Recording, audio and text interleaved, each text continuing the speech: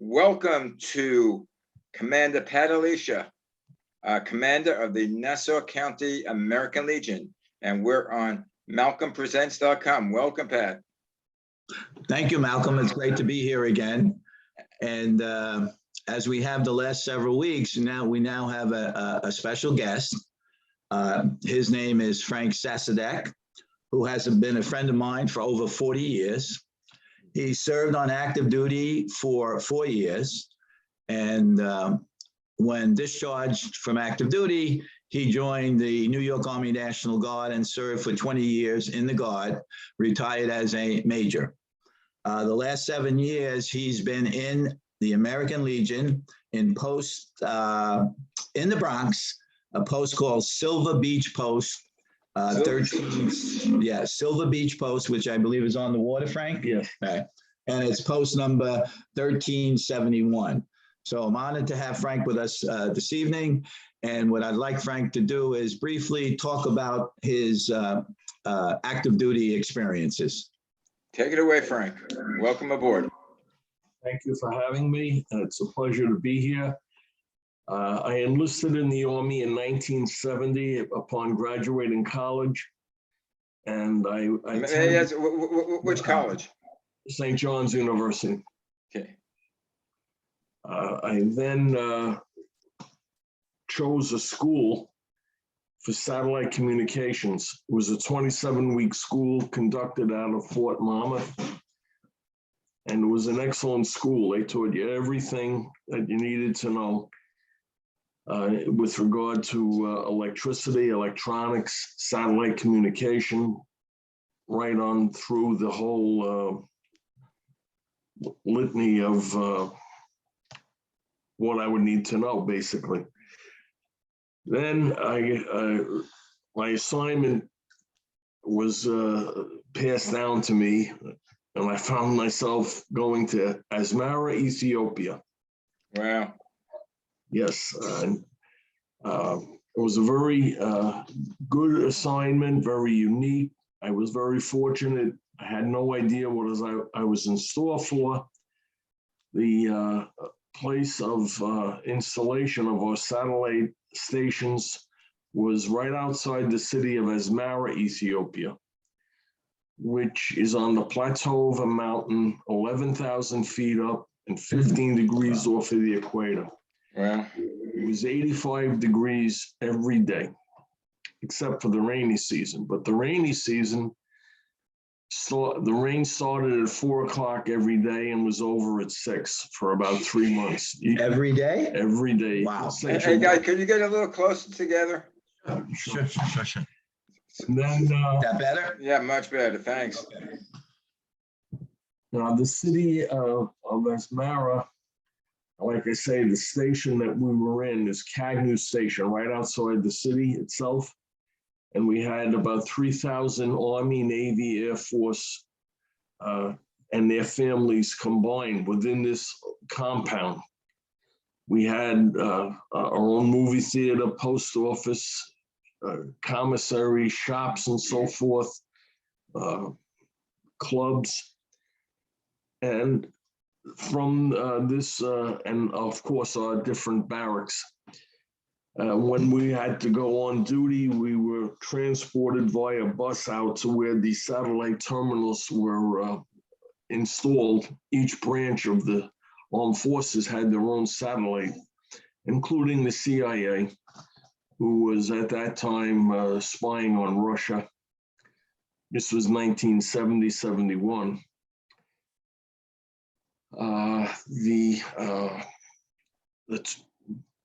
Part of my duties was doing extra by traveling to different places around the world that had satellite stations but needed spare parts, replacement parts, and so forth. So once every 3 or 4 months, we'd have to get on a plane and deliver these parts to Izmir, Turkey, to Tehran, Iran. Iran was very friendly toward us because the Shah was still in power. Sure. Saigon, Koltana, Whitley, Heidelberg, Germany, And now, how long would you say in the different spots that you were going to? Anywhere from a half to 3/4 of a day. Oh, so it wasn't like an extended period of time? No, then we Okay. got So what did you do? Just deliver equipment, or did you, pick up and deliver. did, And you did, didn't have to install the equipment that you delivered? No, they had their own. Oh, okay. Installation people taking care of that. and this was all for spying purposes? No, it was just in general to pass communications around the world. Mhm.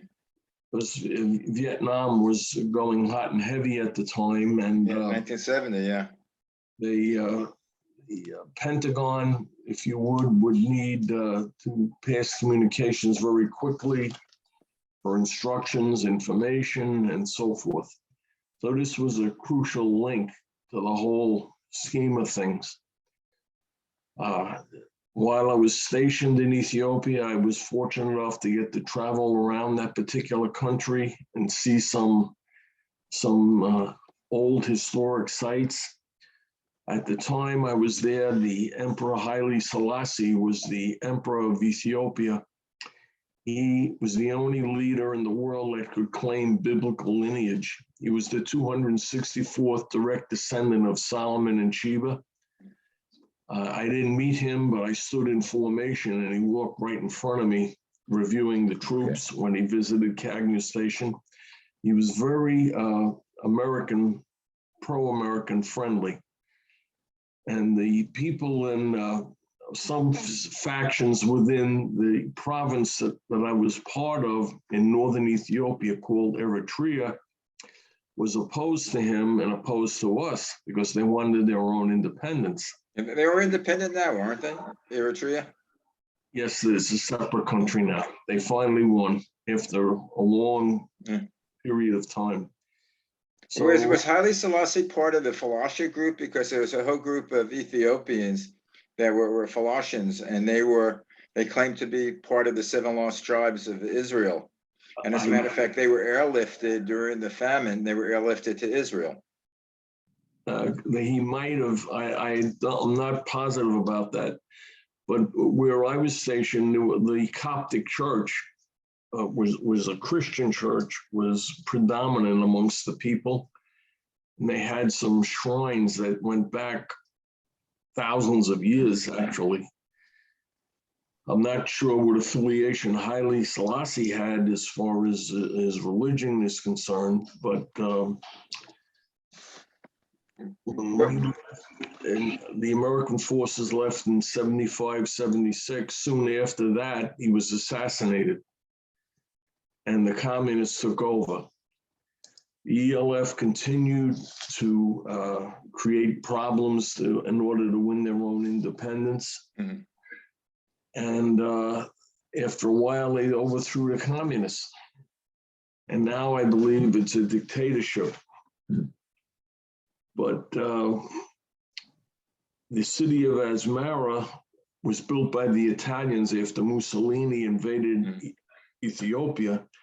They found they liked the climate, they liked the whole atmosphere. And they started businesses for trade, which developed pretty good. And there was a few sections of the city of Asmara that had Italian bakeries and shops of different sorts, and it made the whole city had a positive atmosphere. Although the country was very poor, but they helped a lot of the Ethiopians by giving them jobs and at a decent wage. And how long were you in this assignment? 2 years. 2 years, okay. And then when you left the military, you joined the National Guard? Right, but before I did that, I was returned to Fort Monmouth, and I instructed for about 5 months, which is what I had left. I was an instructor, and I also had to carry a lot of equipment once again, but this time within the United States. Okay. I had to go to Hughes Aircraft in Anaheim, California. And I did that a couple of times. some valuable pieces of equipment. Explain to me the difference. I'm still a little confused, and I've always been confused. After you left the Army, what is the National Guard exactly? I mean, is that federal or is that state? No, it's state. It's controlled by the governor of the state Right. that you live in, okay? So can you join the National Guard in lieu of the Army back in those days? Well, in those days, especially when the Vietnam War Yeah. was high and heavy, a lot of people joined the Guard to avoid being drafted into the Army. And that you could have done that. You could have done that, correct. But in keeping in mind that you had a 6-year responsibility to the state. But is that a full-time or are you on call? No, it's not full-time. You drill once a month, okay? And then you go away for 2-week summer camp each year. And they also have what we call administrative nights where you know, we used to go on Thursday nights where you plan for the upcoming weekend drill. I like what they call camp. Did you have swimming and baseball and recreation? No. This was Fort Drum in New York. Yes. Intense training, Right. which was administered to us by the regular Army, who are our evaluators, and they took notes watching us train and grading us. And we had to achieve a certain grade in case we were ever needed to join our counterparts in the regular branch of the Army. And depending on the rating you got, told them how soon you could be brought up to speed to go into combat or to be part of the regular force. Have the National Guard been called in as part of the Army? And they've been called up? Sure. I remember we discussed this a little bit in one of the other podcasts. Initially, the National Guard was looked at in a negative way by the regular Army. But as time went on and as our training became better, they realized that we were a positive asset for them. And now we're part of the overall Army program. Yeah. And if you join the Guard today, like the 42nd Infantry Division was called to activation in Kuwait last year, and they spent 6 or 7 months in Kuwait and then come back. So we're part of the regular Army philosophy as we go forward. We're under direct supervision of the governor of the state, Correct. Unless the president federalizes us and brings us into the regular full-time Army. So when you're called up to do active duty overseas, that's the president has activated you? So basically your commander is the president of the United States? Well, theoretically, but obviously you're in a unit and you have a commander in that unit. And if you're part of a division, you have a division commander, but the president is the one who makes the call. Yeah, the commander in chief. Correct. It's interesting. I think a lot of people get confused by that because every once in a while I get confused. Yeah, well, I was in the National Guard for 30 years and Frank was in it for 20 years. So, you know. Yeah, well, we have a major general. No, Well, I'm a brigadier. Brigadier general, excuse me. Yeah. Well, you could promote me if you want, Malcolm. I will. I think both of you should be promoted for your duty. Thank you. For your service. And the National Guard gets activated for different reasons by the governor. For instance, we got activated when the correctional officers for New York State went on strike. And we got called to go into the jails and replace them. Yes, that was an interesting experience. Yeah, I can imagine. Could you guys be called to transport the all the stuff that's waiting in the docks in the port? Could you drive trucks to unload it? I mean, there has been discussion on the news about that, where, you know, that's a possibility. Yeah, the president would have to do that, you know. Yeah, with the president or with the individual governors, or he could nationalize you? it's kind of, the governor can call out the National Guard, but then the president can step in and nationalize it, and then you're taking direction from him instead of or his associates instead of the governor. Because to me, I don't know if I'm a simpleton, but they say they don't have the truck drivers. Yeah. Nationalize the damn thing. Have I always see these big trucks with the National Guard, the troops. Sure. It's time in emergency. I mean, there is food out there and there's supplies out there that's not getting to the American public, and the prices are going up. Absolutely. Why can't they have the Guard come in and transport them? That's an option, but that's not for me to decide. But that is an option. General, could you speak to your higher command? Yeah. Okay.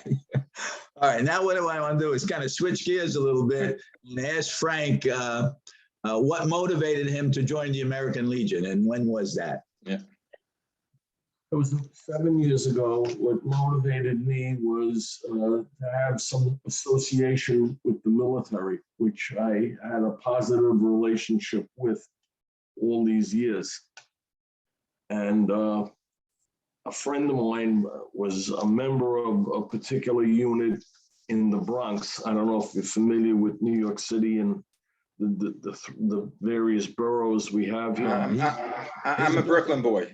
Brooklyn boy. and I went to City College, the same as Pat. Oh, yes. All right. Pat told me that. That's and I used to root for who was Brooklyn Dodgers. Brooklyn Dodgers, but for St. John also, they had a great basketball team.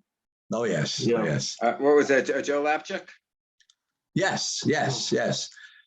And then they ran into a little bit of a problem there, but we'll discuss that at another time. That was City College. Oh, that's right. You're right. That was City. Okay. City College was Yeah. not somebody other. I forgot. Not Holzman. No. Yeah, the City College was the last basketball team to win the NCAA and the NIT the same year. Mm-hmm.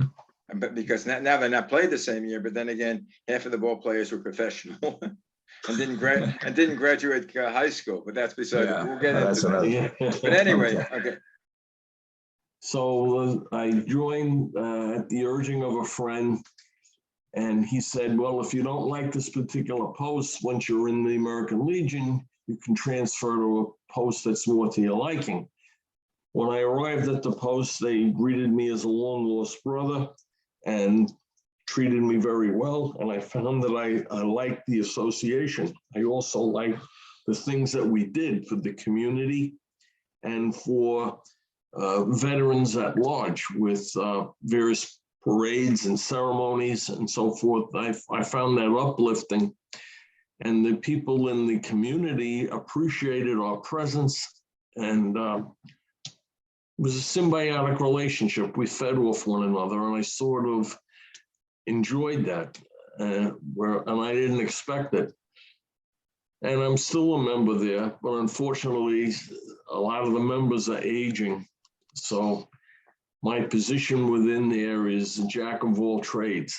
Whatever they need to have done, I step up and do that particular job, regardless of what my title may or may not be. Yeah, well, that's why Pat and I started the show, to to tell people about the Legion and what good it does, and try to see if we could get, like Zoom is basically a modern technique, and it's watched by the young, but we got to get them to come over to us and recruit them. Interesting thing today, Sid and I were at the Hewlett Elementary School, and we attended 3 assemblies where the children honored us and asked questions, and one of the students of the school's father was there, who was an Iraqi veteran, and he sat right next to me. So before we finished the ceremonies, we had his name, we had his number, and we are inviting him to our next American Legion meeting, because this individual was probably in his 30s. It's something like that we could really. You should have him come. You should have him come on the show also. Well, that's certainly a possibility down the road, Yeah. But you see, you have to always be alert to membership situations, and take advantage of it, You know, that's why they need people like you who was always, Well, it's, we, it's you top, know, it's we're top of trying. mind. Well, we're trying, that's for sure. So you don't have a specific title, but whatever is needed at the post, you kind of jump in and handle it. Yes. Yeah, okay. Yeah, well, as you say, you're a jack of all trades. Yes, yeah, depending on the need of the moment. Yeah. And who shows up or who doesn't because they're ill or have something else to do with the family. I You step in. into that position Okay. and try to make it work. And usually it does. Maybe not that great, but Yeah, okay, we were talking, the problem of doing a show sort of like this, as Pat knows, is getting guests to come on the show. That's a hard. What I suggested to Pat is he creates a committee. You could be on that committee to get people who want to, who we could interview on the show. People who are in the, various members of the American Legion, what they do, how they got involved, the advantages of the Legion. Again, we could, I mean, right now we have the show, we do it on, 5 o'clock Eastern time on Friday, but we could do it, I don't know if I had mentioned you, we could do this anytime. Basically for me would be good in the evening. We could do it any evening at 5 o'clock your time. So it doesn't have to be Thursday. It could be, Tuesday at 5. It could be Wednesday at 5, because right now we're not live. If we're live, it's another story, but we're not live. So we play this show. This show will last forever. It will far exceed you, me. When they do archives in the year 2500, if we're around, they'll see our show. So you're doing this for posterity. well, excellent. Okay, that's good. That's good. But you could speak to Pat, because what we need are volunteers for the committee. Yeah. It's like a search committee Right. where we can, outreach to try to get people that might be willing to come on and talk about their experiences. Yeah. And it could be, and we're trying to do it nationally. Yeah. Yeah. So, we never know where your connections are, or who you speak to that might have been in the service with you, 20 years ago. Yeah. Who are, members of the American Legion from Texas. Or maybe still in Ethiopia, who knows? You know what? I wanted to ask you, did you get involved with the community in terms of what does the post do to outreach to the community? We give scholarships Okay. to deserving high school students who are going on to college. Okay. And we raise money by having a yearly barbecue picnic, which is pretty large actually, and selling chances and so forth to raise the money that we use to give these scholarships. Okay, now the children that receive the scholarships, Frank, do they have to live in the area where the post is located, or how does that work? Well, the high schools are located right there. So okay. Majority of the people within the schools are local residents. And do they have to be interested in the military or ROTC, or it's not related to that? No, they just have to be deserving, which of course many are, and they're very appreciative. I can imagine. Yeah, the expense of things today is just prohibitive. So do you have to work through the guidance counselors at those high schools who recommend students? Not me, the commander. Oh, okay, post commander? Yes. Okay, that's a good idea, sure. Yeah, that's good, actually. If it wasn't for the fact that, both, Pat and I went to City College, I think the tuition there was like $10 or something. It was really cheap a term. And I still had to work to, have money to survive. Yeah, sure. Public transportation back to buy and books, forth to take the trains, to have lunch, to go out on dates. Because Sure. my father had passed away, actually just as I started college. Oh. And my mother went to work, but basically it was to provide for the household. Mhm. But I was on my own. That was 4 years up in the Catskills as a waiter. Yeah, well, St. John's, at the time I went there, the tuition was $1,200 Yeah. a semester. And I was able to afford that because I had a job with Pepsi Cola bottling each summer for 4 summers. And I was able to raise quite a bit of money, which helped. And then I had a part-time job at Brooks Brothers clothing store in the city to help pay for books, lunch, dates, transportation, whatever you have there. Yeah, you shared the same youth as we did. That's exactly right. But today, St. John's tuition, room and board is $50,000. Big difference. That's prohibitive. How do people afford this? It's shame. It's known as student loans. Well, that's their only recourse. Yeah, and you're paying off for the next 20 years. That's why, because we have student loans. Both of my sons, one is 26, one's 25. One went to UC Santa Barbara, and the other went to Cal Poly, St. Louis Obispo. They're out 3 and 4 years. They're still paying off loans. They're waiting for President Biden to forgive the loan debt. Forgive the loans? Okay. Which he's talking about, or talking about a certain amount. I've heard discussion about it, that's for sure. Yeah. And my son has a school loan, but he, primarily because he's a pharmacist, it's a 6-year program at St. John's. Yeah. And the last 2 years you go for your PhD. And it costs $100,000 just for the last 2 years. Wow. So unfortunately, he had to get a large loan, and he's slowly paying it off. He's doing very well. It should become, and they have this loan forgiveness. I don't know how much if you're like a teacher or work for a public service, not-for-profit organization. But I don't know how that works. Yeah. Okay, Frank, in the last minutes that we have here, you want to talk a little bit about the UVSF? Oh, yes. A group of friends, actually 3 and myself, we started our own company. It's a nonprofit company, Unified Veteran Services Foundation. We assist people who need help in filing claims with the government for problems that they started with while on active duty or their military service. And in filling out these claims, we are able to really guide them so that the VA acknowledges their problems and awards them a cash benefit that they're actually entitled to.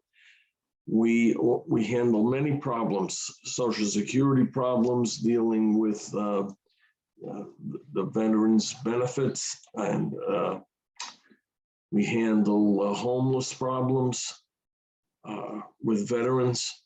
We also go once a year or twice a year to Washington, to the Veterans Administration, and actually walk in and talk to the people who are actually handling the various claims that we've put in for on behalf of these people. We're there a couple of days a week, and we're finding it very rewarding because we're actually doing something to help people.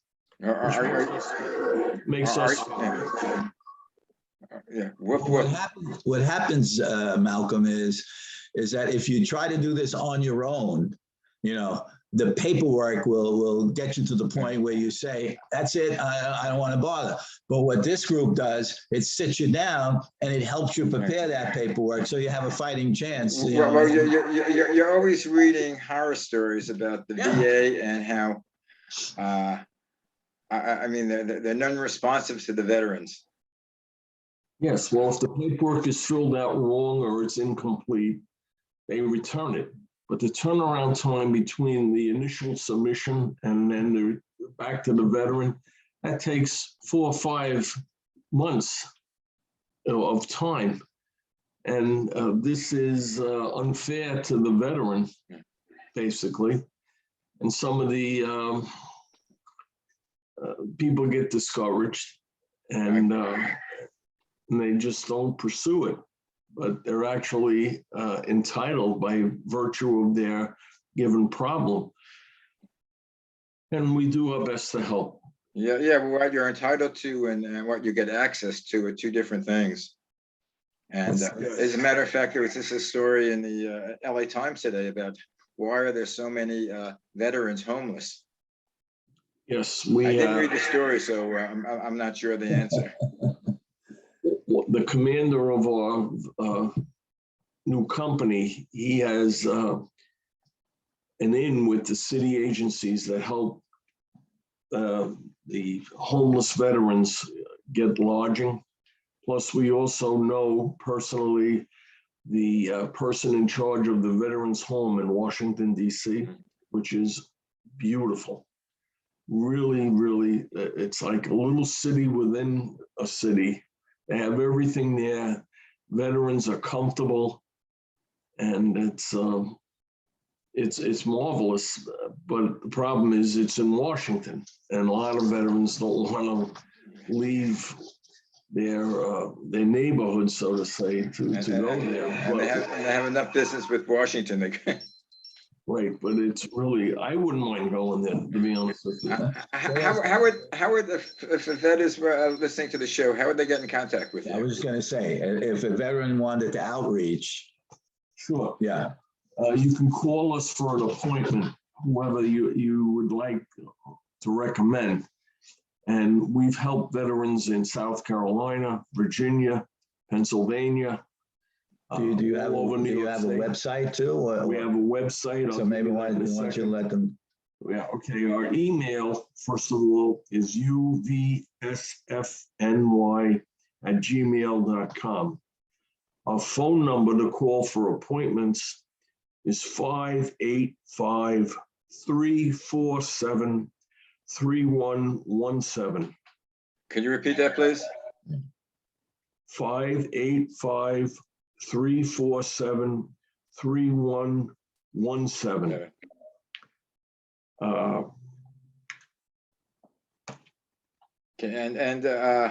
And Pat, if you could send me the information, so I'll have it in case somebody emails me at malcolmpresents.com. What the people in other states do is they take instructions from us and forward us whatever paperwork we need from them. Proof of this time in service, any reports from medical people on their condition and so forth. We receive that, we fill out the paperwork for them and submit it to the VA. How long have you been doing this? Well, pardon me, we're in existence 10 months. Well, I can see this could be like major with you. Once the word gets out there, yeah, you might be swamped. We'll help anybody. The leader of our group has 26 years experience in doing this. He knows all the ins and outs. He's very insightful. He knows the right buzzwords to use to get a result from the VA. And he has a lot of success in actually getting a benefit for the veteran, which they're entitled to. And I just want to say, do you promote this to the other commanders of the other posts? Yes, we are trying our best to put it out. In other words, at a county meeting, we've already mentioned it to the people and have handed out flyers, so they're beginning to get aware of it. But I just wanted to give you an example. Frank and I are both members of the 42nd Infantry Division Rainbow Association, which is a fraternal organization of members who served in the 42nd Division. And just from going to meetings, and we had his boss basically make a presentation, they were able to help at least a half a dozen of veterans who were at our meeting, so I agree with you. The word has to get out. Word has to get out. Yeah, and the more it does get out, I think the more you'll be able to help veterans in need, We've requested a meeting with the Secretary of the VA in January when we go to Washington, because we want to get listed on some of the forms that list all the organizations that are involved in getting benefits for veterans. Mhm. We want to be on that. We are licensed by New York State, and we have a, through the IRS, we're tax deferred.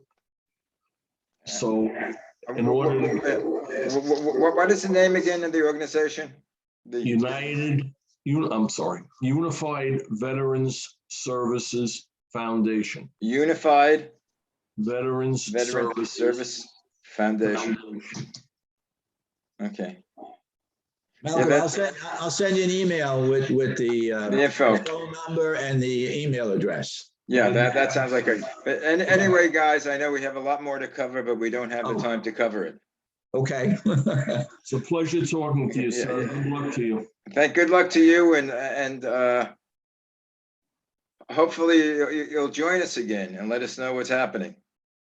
Thank you. Yeah, thank you, Pat. Thank you, Malcolm, and you have a great weekend. Right, Talk you to too. soon. Okay, bye-bye. Bye now. Bye.